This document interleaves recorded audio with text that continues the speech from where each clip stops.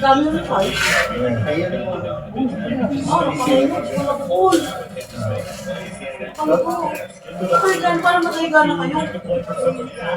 Ay, lumiga. Mahiga ka, stay mo dyan. Bakit na? Ano mo gagawin? Dito kayo.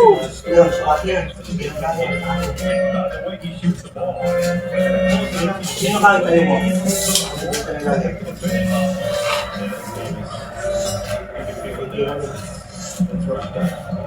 Jot.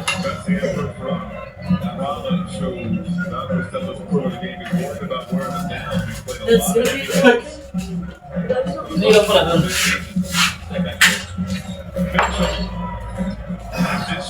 Ang gulay.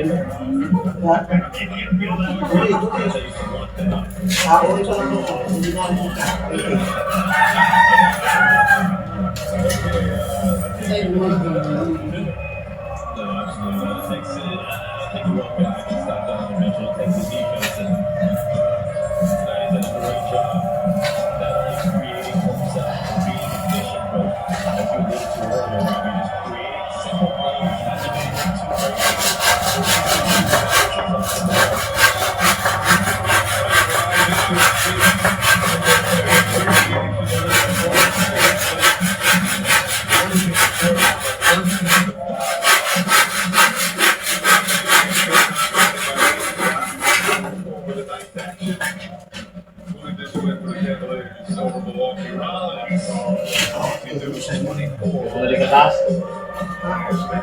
Trading wins and losses in the last 5 outings.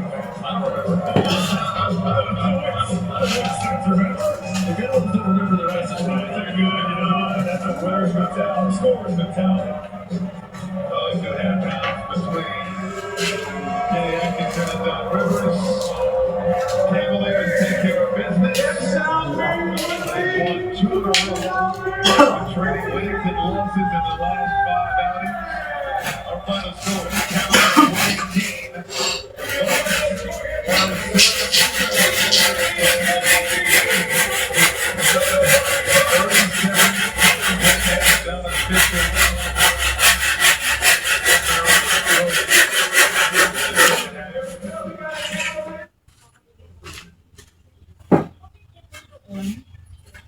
Okay. Ang comment niyo po doon, nandito po yan sa barangay 175, nakikita ko po na nagtitinda ng mga tuyo. Yun po yun natin. Kaya nalapit po si ma'am. Maaari niya pong ikwento na. Sabi po ma'am, kasi idol ko po si Sir Rafi. So, more share po ako, share comment. Hanggang sa marami din po nag-comment po sa live. Kasi na-comment nga po, hindi lang po ako na andun po si, kumati po kong Africa, na nandun daw po nagtitinda ng tuyo at saka dali po. Tapos agad ko naman po yung screenshot at sinend naman din sa kumari ko po. Agad naman po niyang pinuntaan. Hindi ba gusto po kayo na lagi? Bakit, Dati ako nagtrabaho sa Makati. Na-depress na rin. Kasi namatay niya. Anak kong panganay. May anak kong panganay.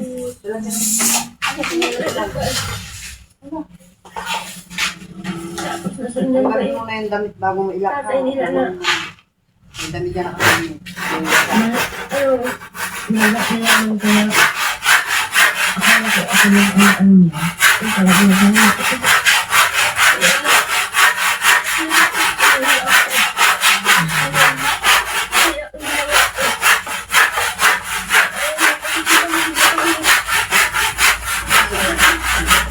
Ano ko na nagreklamo?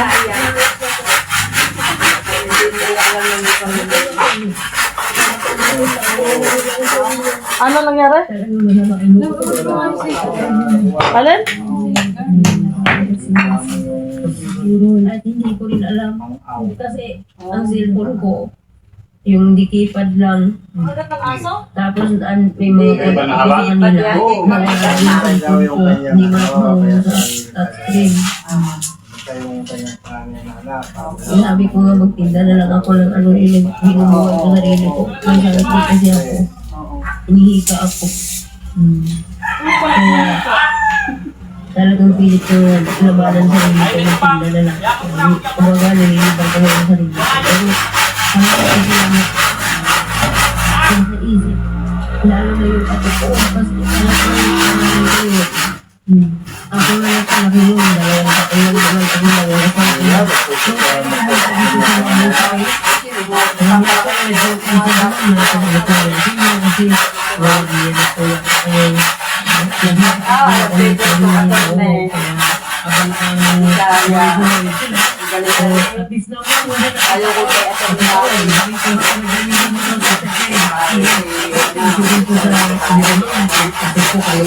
Dalawang taon lang naman ako dalawang taon. And nice. So, ito ma'am, magpakatatag lang ma'am, and we understand ma'am na may depression, pero andito na ngayon ma'am yung anak ninyo, kasama kayo, at least ma'am, you still have family, di ba?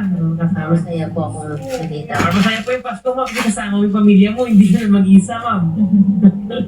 Ma'am, meron po kayong mensahe kay Rosemary po. Sige, mensahe ko sa anak ko. Sa mga anak niyo po. Mensahe ko sa mga anak ko. Ito, dalawa lang kasi sila kambal. Tatlo lang sana sila. Kaya yung isang panganay namatay. Kambal pala rin. Mensahe ko sa kanya, salamat. Dahil kahit paano, talagang hinanap niya ako, nilaban. Pero kung ako lang, kahit huwag na nila akong hanapin. Yan ang iniisip ko nun eh. Bahala na ako sa buhay ko. Pero hindi niyo po ba na-miss yung anak niyo, ma'am? Namimiss ko. Kasi depressed talaga. Simula nung namatay yung anak ko Nakikita ko mo din. ng panganay kasi lumalaban yun eh. Amateurism ang singer yun eh. Tapos, nung namatay siya, yung anak niya, 3 months pa lang, naiwan na sa akin. Ako na nag-aalaga. Siyempre, nagtatrabaho ako sa Makati. Pag sumasako lang, pinipili ko sa kanila. Okay, yung pinapakita attorney that mga kapatid ko po yung time na nahanap si ma'am. Yes, ayun sa barangay. Yes, hindi nagtatrabuhan ko. Oo. Ikaw naman, Ma'am Angelina, Ma'am Rosemary, may mensahe po kayo kay Ma'am Christine. Opo, mami po ninyo. Kay mama ko. Message ko lang po sa kanya. Sige, sabihin mo kayo. Ayan ma, huwag ka na ulit na hindi umuwi. Kasi anak pa rin Yeah, kami. kapakuan. Hindi lang naman Kapakuan sa yan. ni anak mo. Yeah. Kami rin ang anak ko eh. Ayun, sana. Ang hiling ko lang sana nakaalam. Pagaling ka. Na nakapagpalitan ng local ng cellphone na pwede yung importante para kumakontak, di ba? Okay na, yan importante ma'am. Yung sa cellphone na save na. Okay. iPad. Magaling. Si Ma'am Angeline, meron po kayong nais yung mga kaanak niya, ma'am. Sige po. Nagpapasalamat po kay Idol Rapi Tulfo. Hindi dahil po sa'yo, hindi namin mahanap yung kumari ko. Na matagal na rin namin pong hinahanap. Tapos po, maraming salamat po Catholic Mark sa Bayan, Barangay 176F, kasi yung anak ko, yung asawa ko. Dito ako kay Rapi Tulfo. And ayan, nag-mention ni ma'am, si Kapitan Ronaldo Oni Matias, Barangay 175 Caloocan City, si Mr. Michael Azuela, yung barangay tanod po ng Barangay 175 Bagong Silang, Caloocan, and si Kapitan Vic Mark Sibayan ng Barangay 176 Bagong Silang, Caloocan City. Maraming salamat po. Ayan, Nay, huwag na po kayo mawawala. Nanay yan. Tama po yung sinabi po ni Ma'am Rosemary, may dalawa po kayong anak. Opo. Hindi po namin masisisi, Ma'am, no? Masakit po talaga yung mawala ng anak. But tama po si Ma'am, meron pa po kayong dalawang anak na longing sa pagmamahal niyo po nung nawala po kayo ngayon. Salamat po. Ayan.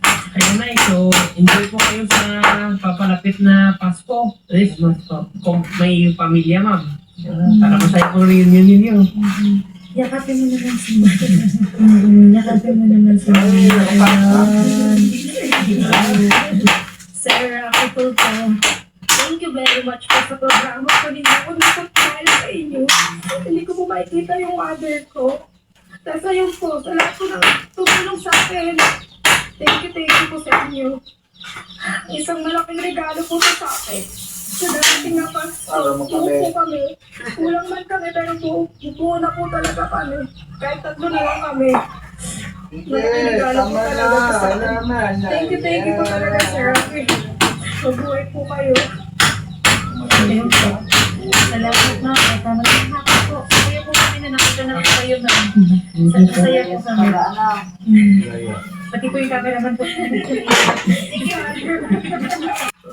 Tourists. So last November 11, you were there in Angeles, Pampanga. Yes, sir. Who's with you, sir? I was just alone. Who's alone? Yeah. So this incident that happened, was it in a bar or outside the bar? It was in a club, but it ended up outside of the club. So what happened, sir, inside the club? Why this escalated to this kind of situation where they mauled you? There was a foreigner. He had his own section with his wife, and I think maybe friends or family of his wife, mostly consumers. And I had my own section, but I think the girl was in my thing, but the police separated us. At which point I said, I'm willing to leave you alone if you leave me alone. Okay. And everything got separated, and I was on my way back to my hotel walking when a car and some motorcycles pulled up, and everyone got out and they all started stomping on my face. So because of that incident, sir, you experienced some physical injuries in your body. Do you have a right to the doctor to seek a medical report? Yes, I have. So what's the finding, sir? Just fractures and fractured nose.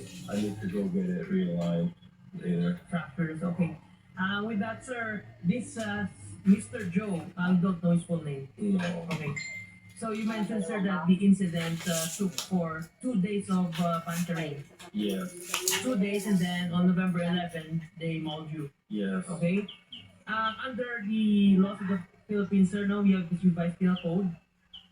If you suffered injury, sir, that would entail a medical treatment that would last more than 9 days, but within 30 days, that would be considered as a less serious physical injury. But it goes beyond 30 days, that would be serious physical injury. So which would also entail a harsher punishment and jail time for Mr. Joe and the rest of the individuals who join in mauling you. Have you reported this incident, sir, to the PNP, nearest PNP of Pampanga? Yes. Actually, when the police stopped the fight, they did get his ID, but I think they just let everyone go home, and then after that was when they found me walking and stormed me. Yeah. And I went to the police station again after that. And what did our police officer say? And they followed they just let me follow the report. So you already filed a report, and then did they endorse you to seek a medical legal? No, they just let me fill out a report and sign it.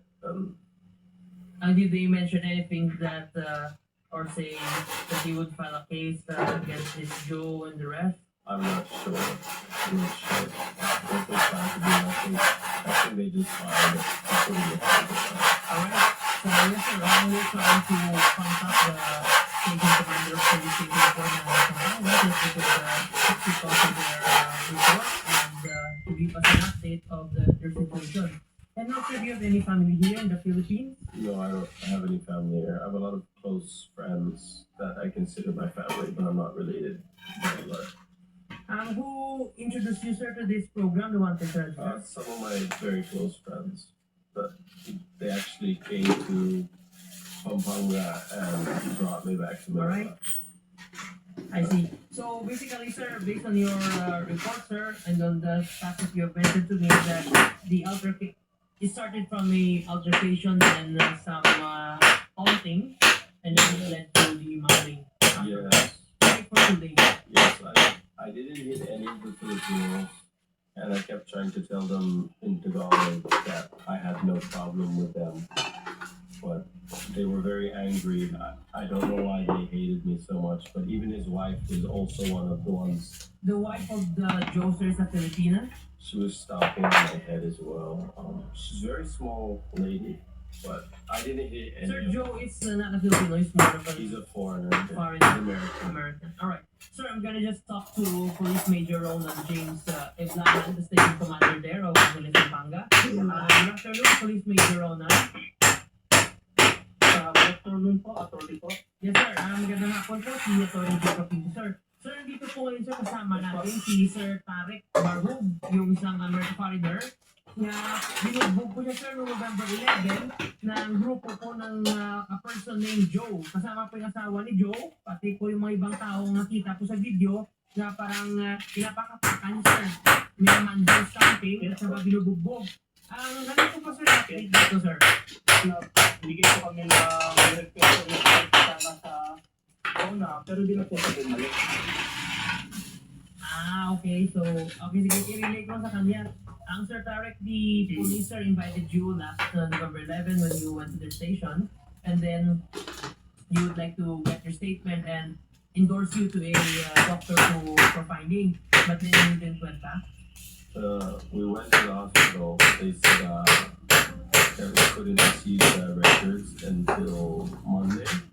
Alright. And then it wasn't me speaking, it was my friends. And they said, I heard them talking about Viber and sending the documents via Viber, but I'm not sure.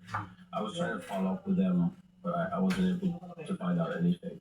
You were trying to follow up with your friends or with the police? With your With my friends? friends. Okay. What's the name of your friend, sir, who coordinated this with the PNP? The name of your friend, sir, who talked with the police? There were three of them that came. It was Val, Rocky, and Marco. Filipino, sir, or foreigner? Philippines. Sir Ronan, sir, nung lumapit ba dyan sa inyo nung November 11, may mga kasama po siya mga Filipino na nagsumbong? Ano po may kasama po siya? Ano po, sir, ang pag-usapan dun, sir? Kasi ang sabi po, sir, ni Sir Tarek daw na parang sa Viber po may mga pinag-usapan po. Ito po yung mga report, ito yung mga endorsement. Ano po ba, sir, yung background nito, sir? Kasi sir, nung lumapit sa inyo nung November 11 kasi, di ba usually, sir, ang SOP dyan is tipo nga ipapablata. Tapos kung makita naman po, sa appearance na may mga ganyan. So, yung sinabihan niyo ba sa naman follow up, sir, sa mga Pinoy? Actually nga po sir, initially po, kaya po kami na kontra kanila na mag-medical para po may batin kami habang po tinatry namin i-identify po yung mga suspect. Actually po, ongoing po yung pagre-review ng CCTV ng mga police po natin para po ma-determine at mamukaan ng mga sinasabi nilang suspect po. And magkakantakin po tayo ng mga interviews dun sa mga possible witness po doon na pwede po mag-identify dito sa mga suspect at makakita po ng pangyayari. Okay. Kasi sir, yung pa-medical na sila, sir, with the sufficer, yung medical na report nila, pa-medical dito, sir, si Sir Tarek. Kasi sabi ng doktor na may fracture, tapos kailangan kaya alam na may fracture sa rib. So, with the sufficer, yung pwede sabihin niya, Yes, po, sir. you have to stop with your medical training that you it's with you. I don't have it yet, no. It's with your doctor. Yes. And your doctor is in Pampanga or here in Makati? The one who did the head x-ray Yeah. was in Pampanga. Including the finding of your fracture in your nose and the ribs? No, I have to go to a medical later. My plan is to go today, actually, to try to go to Makati Med Okay. and see a doctor. Alright. I can feel the bones are loose inside. Sir, will you still go back to Pampanga? If I have to. Yes, sir. Actually, sir, Station Commander there, Police Major Ronan, would like to request, sir, that if you could come back, sir, to the station there, and then you could submit, sir, all of the medical records. So, if later you go to Makati Med and have your, whatever is the finding there, sir, you secure that so that you can submit it also to Police Major Ronan, so that you could file appropriate charges versus those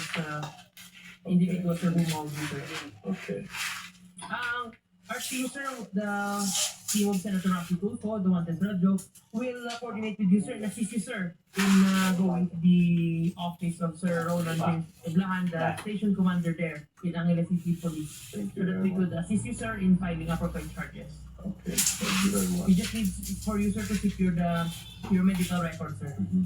and the results. Alright. Ang Police Major Ronan, sir.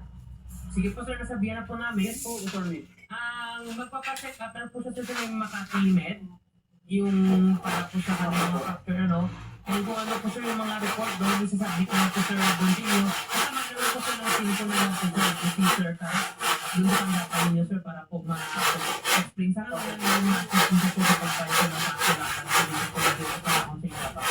Yes.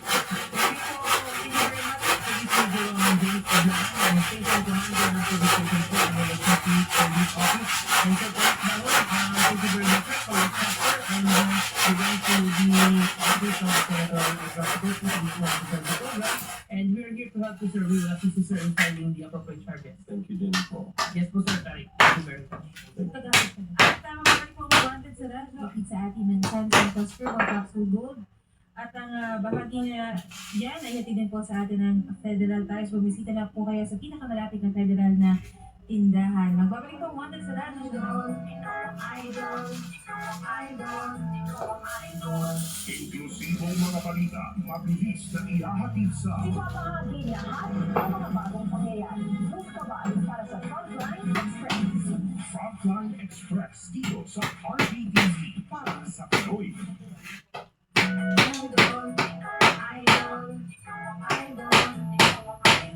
Yung Rosalinda Tercia at Amy ay humihingi ng tulong na mapauwi na po ang kanyang kapatid na isang OFW po sa Riyadh, Saudi. Nag-apply daw po ito bilang domestic helper pero ginawa daw po itong driver and binenta din daw po ito sa ibang lahi ng kanyang amo. At ang OFW po natin na Amy ay si Sherlyn Gonzalez Malang na nasa Riyadh, Saudi at nasa kabilang linya din po. Magandang hapon po, Ma'am Rose Minda. Ang kayo po ay older sister ko, younger sister po ba nito ni Ma'am Charlie? Ano po? Ate po. Ate po siya. Ilang years na po ba siya naman nagtatrabaho na? Ano pa lang po siya, yung isang taon na po siya kami. Ano po po? Pero ano po siya nagtatrabaho? Kaya po nga po siya siya. How po ito dahil ba tayo? May problema lang po ang May problema. Sino ba ba? Ito ba yung ginawa sa driver? Doon sa natin. kaya po siya may pinagsabi nila ako sa kanila. Sige, sa ating direct.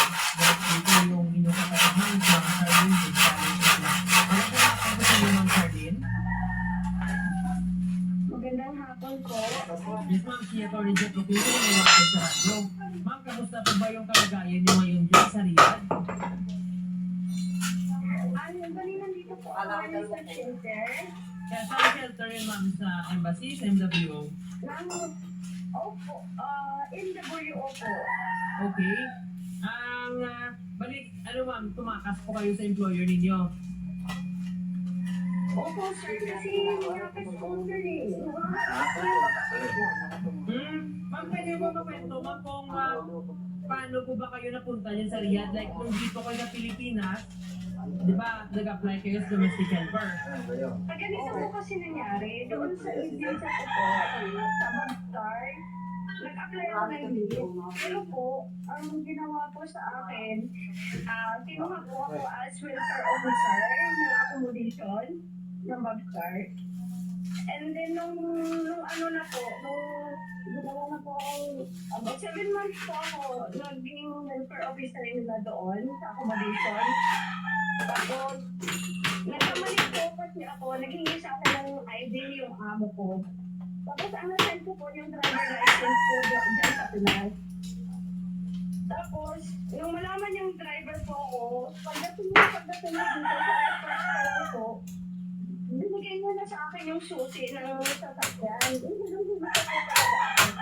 Sabi ko, sir, gagawin niyo akong driver.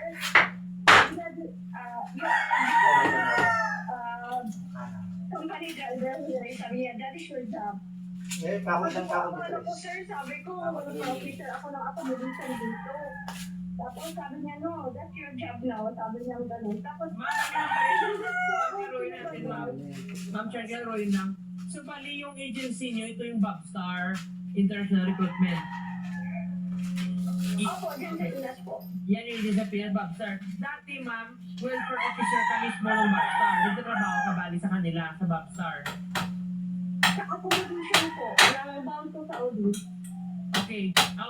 Accommodation bound to Saudi, ikaw po yung welfare officer nila. So, basically, ma'am, employed ka ng Bobstar. Employee ka nila. Opo. Okay. After that, Bali, sabi ko, sa bound to Saudi lang po. okay. So, naging welfare officer ka nila, and after that, dineploy ka na nila doon sa Riyadh. Tapos, dapat yung trabaho mo doon, Opo. maging DH, domestic helper, sa bahay. And then, nung na-meet mo na yung amo mo, yun sinabi, may driver ka na bigla. Opo, in the spot po, pagdating ko sa airport, binigay na sa akin ng suti. So, mga ilang days ka bumamam doon sa may amo mo? Doon sa amo ko, 7 days po. Kasi nag-aaway po kami. Kasi sabi ko, sir, hindi ako pwede maging driver dito kasi wala akong license. Tapos sabi niya sa akin, ba't just do it? Sabi niya po, tuwing magdadrive ako, gusto niya mag-overtake ako. Sabi ko, sir, ayoko mag-overtake. Sabi ko, kasi wala ako license, paano kung mabangga tayo? Sabi ko, paano kung makadisgrasya ako? Mapukulong ako. Tapos sabi niya sa akin, hindi ka makukulong sa sabi niya. Tapos hanggang sa naisipan niya, benta na lang po ako. So, Benta niya ako sa Indian family po. sa Indian. So, nung binenta ka, ma'am, hindi ko alam na ang agency niyo dito na Bobstar. Opo, hindi po. Yun lang hindi ko rin po alam. Kasi pala decision yung amo ko dito. Kasi agency nga daw po siya dito. Agency po siya dito. So, yung amo ninyo, may-ari ng FRA? Opo. Okay. So, bali, si Bobstar, may counterpart dyan na FRA. Tapos, yung may-ari ng counterpart ng FRA, yan po yung amo mo. Siya yun. Opo. Okay. Opo. So, bali, basically, illegal yung ginawa yun. Dito, araw-araw po. Araw-araw, sinasabihan ako. Kami, nabagsos po ako araw-araw. Tapos nangyayari ko sa ano ko. Sabi ko, sir, please help me. Sabi ko, ganun. Kasi labas na ako araw-araw. Ma'am, sino Tapos hindi nag-register yung amo ko. So, yung nagbabasto sa inyo is yung kapatid niya. Hindi, yung binitahan niya po sa ano niya. Yung bago, okay. So, hindi yan ni-replyan. Then, after 9 months, tiniis mo yung trabaho mo doon sa Indian na bago. Then, after that, minamolestya ka. And kung ano man yung mga ginagawa niya. So, tumakas ka na lang. Yung kapatid niya po, na dito po din sa Riyadh, balik pumunta doon sa amin bumalik siya, bakasyon from India. Tapos, hindi rin siya po siya pumasok sa kusina, hinila po yung kamay ko. Nangulas ako. Tinulak ko po siya. Tapos, nung sabi ko sa kanya, lumabas ka, sabi ko, huwag mo akong bastusin. Tapos, bago siya lumabas, ang sakit ko, kasi sinano niya ako ng dalawa niya kamay sa puwet. Tapos yun na, sabi ko, nagsumunod ako, binaliktad ako. Tapos sabi ko, sir, sabi ko, paano ko sisigaw? Sabi ko, paano ko kayo maglapit dalawa? Paano ko pagtulungan ko nila akong dalawa, diba? Paano ko papalunan akong dalawa para hindi mo naman nakasawa dito na pinabastos ako? Okay.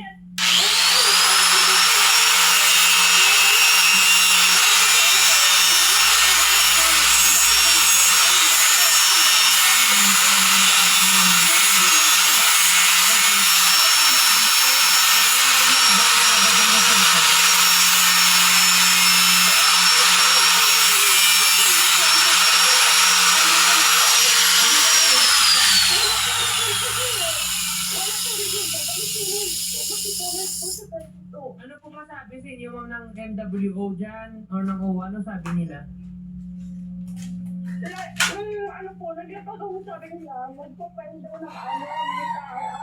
Tinatanong ako, sabi ko, kahit hindi mo kasi marami po kami dito, sir.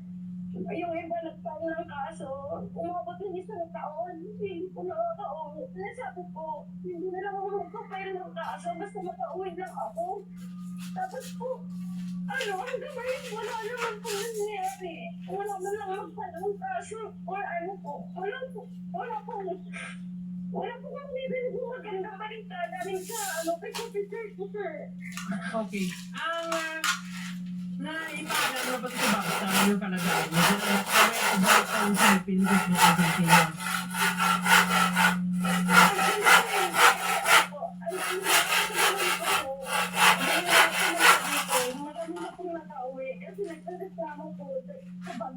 Wala pong nagawa, wala pong ginawa.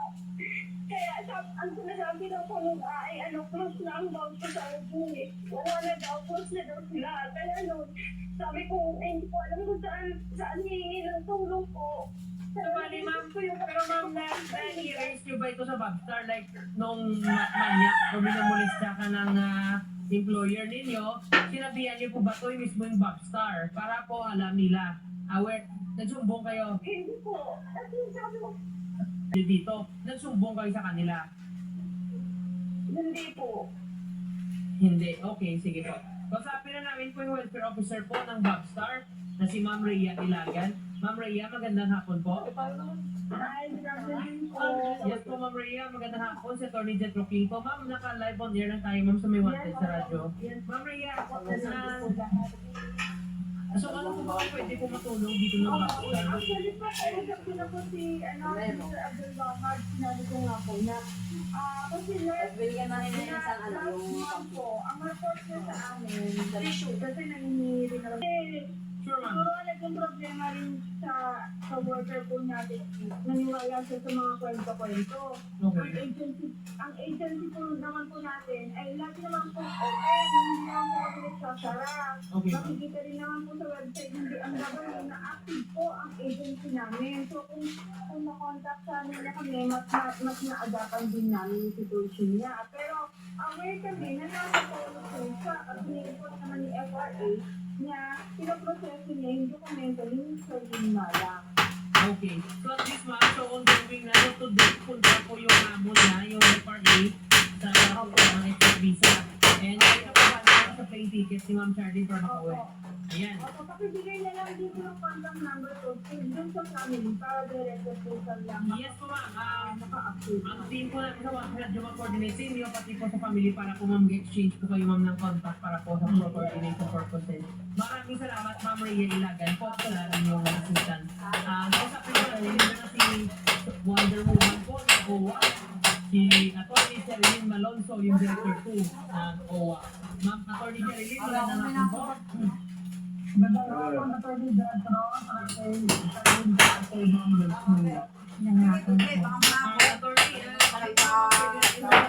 Dito kay Ma'am Charlene. Mga mabuta. Kaya akala ko na nasa pagmula. welfare officer, dalawang welfare officer na po yung makausap ko. At pinapartin ko yan, no, yung between and corporate issue kasi. Kaya, dinot up natin yung case niya, no, sa labor office para to call the attention of the employer. And then, assisted po kami ng welfare desk officer ng Philippine Recruitment Agency. They're also working on the exit visa po, no, from the employer. So, yun po, Atty. Detro, no, at po, no, ma'am, hindi naman po pong umiyak, no, ang importante po na sa bahay ko rin na kayo. Hindi naman po po yung magpapilitan. Wala naman po po yung iba pang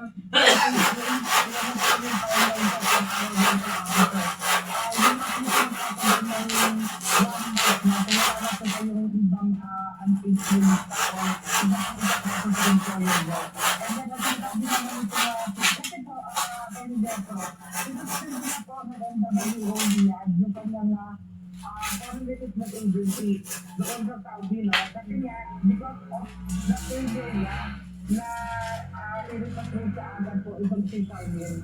So, background after man Charlene, na gagawin ko namin lahat na para ma-expedite po sa inyong exit visa po. Ayan. Thank you for that, Atty. Sherilyn. And nag-promise na din po yung PRA niya itong Backstar na sila na po bahala doon sa ticket po ni Ma'am Charlene. Salamat.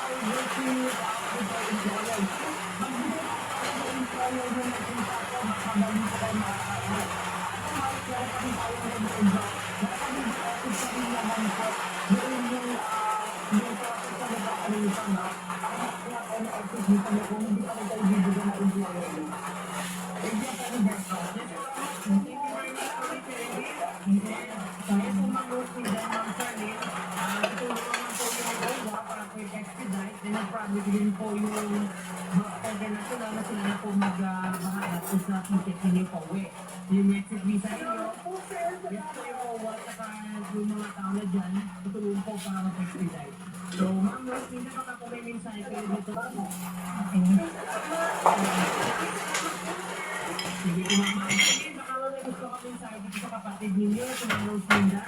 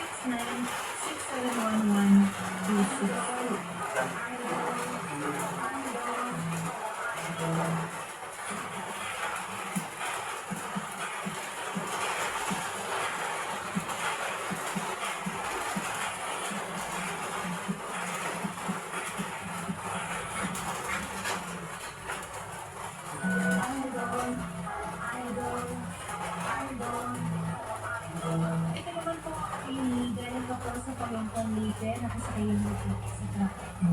Nakasakay yung loco sa mga truck. Si Sir Benjamin Villacusis Jr. at humingi po ng tulong na mahanap ko po at makausap ko po yung kanyang kinakasama. Umalis na lang daw po ito nang walang paalam at iniwan siya at ang kanilang dalawang anak noong September 16. Magandang hapon po, Sir Benjamin. Sir Benjamin, good afternoon. Ilan taon na po ba kayo, sir? Si Mrs. niyo? Yung kay kasal, sir? Ilang anak na ninyo, sir?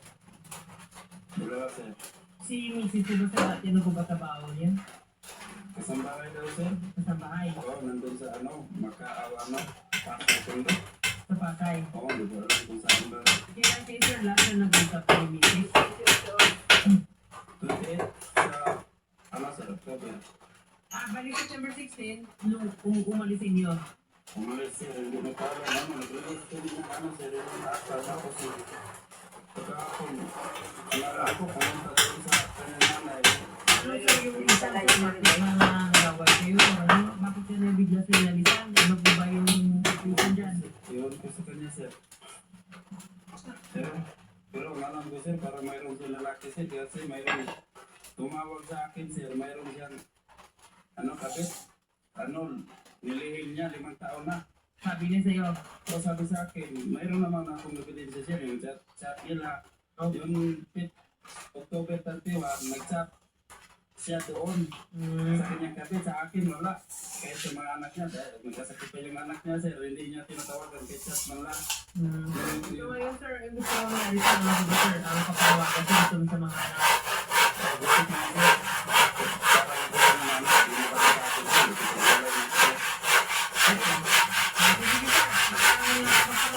Sir, baka sir, nakikinig po ngayon si Ma'am Jane Menusa. Sa inyo, papanawagan ko sir. At saka sa mga netizen sir, tsaka kung sino man sir, baka sir nakita na si Ma'am Jane para makapagbigay na lang sir dito sir sa tanggapan sir.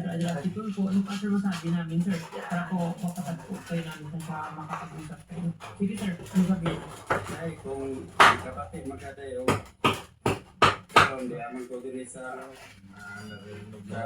Sir Tulfo. Akong gano'n kami mo, o naman ganun kay kaluwis mong mga anak kay tawagan lang ko mga anak, may mabalin ako kay dawat naman ako. Kibaw naman ko nga, dugay na ka na binaw ang anak ko, nga ako lang nga dili ang tata makabungkag, ako na lang dawat, bisa ito o sakit akong dalang nga anak ka. Sakit ang ko, nga ako na, pag ako na pumaanak, ito hindi na kaya hindi pa na pumaanak.